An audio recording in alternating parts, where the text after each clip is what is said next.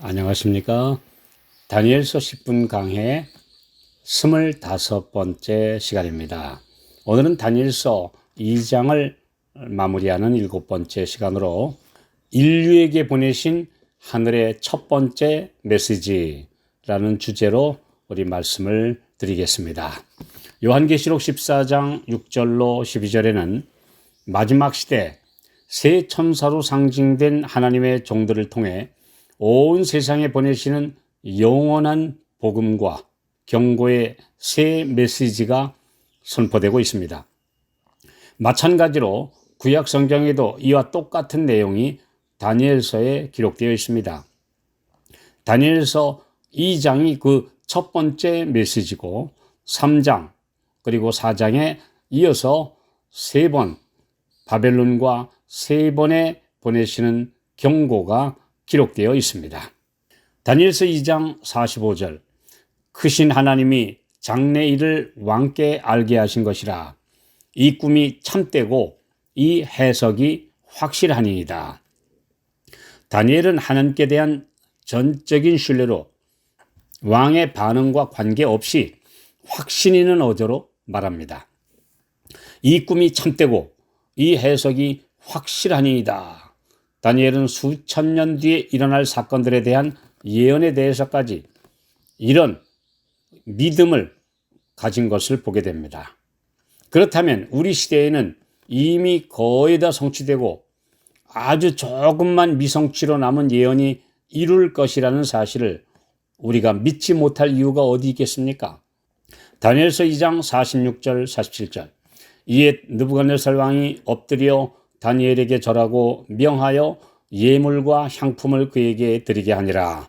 왕이 대답하여 다니엘에게 이르되 너희 하나님은 참으로 모든 신의 신이시요 모든 왕의 주제시로다.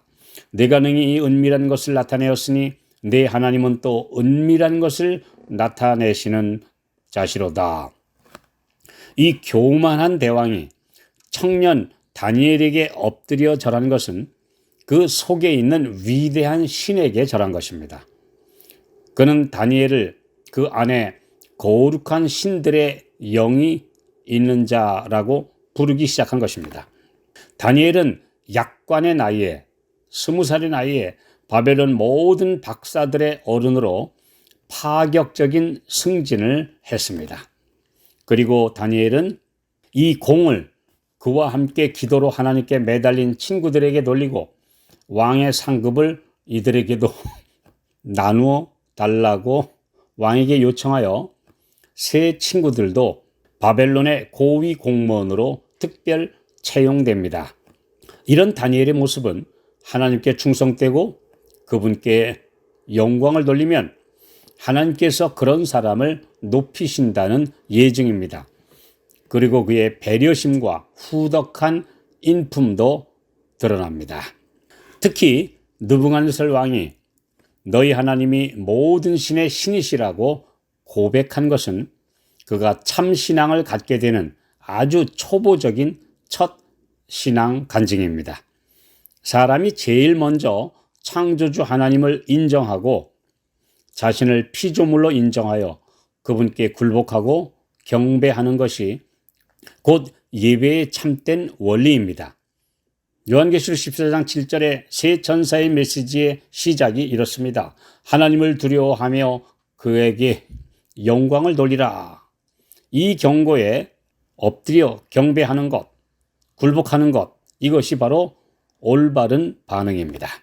다니엘이 인간 나라의 최고봉에 선 절대 군주에게 하나님의 나라를 선포하고 지극히 높으신 분이 인간 나라를 다스리신다고 선언한 것은 놀라운 믿음과 용기의 표현입니다. 그는 왕의 구미에 맞게 듣기 좋은 소리를 하는 대신에 뜨인 돌의 나라가 왕의 나라를 포함한 인간 모든 권력을 쳐서 멸하실 것이라고 말한 대목은 그의 용감함과 강직함을 잘 나타내고 있습니다. 이때 다니엘의 나이가 불과 20살밖에 안 된 젊은이요. 저 먼 변방에 거의 망해가는 약소국에서 포로로 끌려온 처지라는 객관적 입지는 그에게 아무런 장애가 되지 않았습니다. 그는 이 순간 하나님의 종이요 그분이 직접 보내신 사자였고 당당하게 왕에게 진리를 증거한 것입니다. 복음의 사자가 사람들에게 먼저 전해야 할 말씀은 인간은 아무것도 아닌 존재라는 것을 알려주는 것입니다. 이사야 40장 6절로 8절 말하는 자의 소리여 가로되 외치라 대답하되 내가 무엇이라 외치리이까 가로되 모든 육체는 풀이요 그 모든 아름다움은 들의 꽃 같으니 풀은 마르고 꽃은 시들면 여호와의 기운이 그 위에 불미라 이 백성은 실로 풀이로다 풀은 마르고 꽃은 시드나 우리 하나님의 말씀은 영영이 서리라 하라. 모든 사람이 이 엄숙한 진리를 깨달아야 합니다. 그리고 겸손하게 굴복한 후에라야 그분의 음성을 들을 준비가 된 것입니다. 그 다음 그 외치는 자는 다음과 같이 말합니다. 이사야 40장 9절 10절 아름다운 소식을 시온에 전하는 자여 너는 높은 산에 오르라. 아름다운 소식을 예루살렘에 전하는 자여 너는 힘써 소리를 높이라. 두려워 말고 소리를 높여 유다의 성읍들에 이르기를 너희 하나님을 보라 하라. 주 여호와께서 장차 강한 자로 임하실 것이요 친히 그 팔로 다스리실 것이라. 다시 오시는 그리스도 그분의 심판과 그분의 나라가 임하실 것이라는 선포가 첫째 천사가 외친 경고의 주된 내용입니다. 창조주 하나님을 경배하라.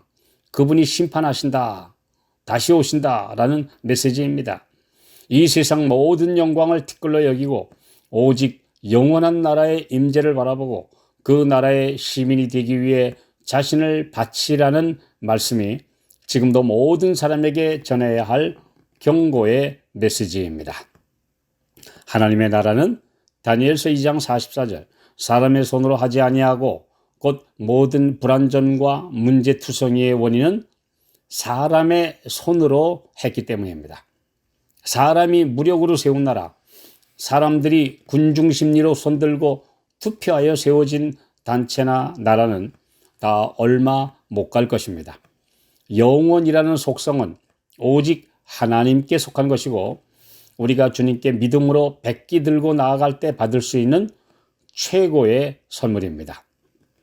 자칭 타칭으로 인간이 자신을 하나님이다, 재림 예수다, 교황이다 또는 교주요, 보혜사나 무슨 구원자다 이렇게 칭하는 모든 자들은 다 반역자들이요 인간 우상들이며 이들을 추종하는 사람들은 모두 예외 없이 다 인간 우상을 숭배하고 있는 것입니다. 이런 종류의 속임수에 미혹된 사람들을 바르게 깨우쳐 돌이키도록 하는 것은 귀한 사명입니다. 영원과는 전혀 관계없는 인간, 흙에 속한 자들이 감히 영광을 받으려 하고 사람의 경배를 탐하는 것은 가증한 짓입니다. 뛰어난 영광과 위엄 있는 대제국의 왕 앞에서 담대히 인간이 아무것도 아님을 외쳤던 다니엘이 참 전도자의 모습입니다. 그런데 하찮은 존재들이 마지막 때에 수없이 나타나서 자신을 높이고 교만하며 사람들의 인기를 독차지하려 하는 것은 우리 주변에서 일어나는 예언의 성취 중 하나입니다.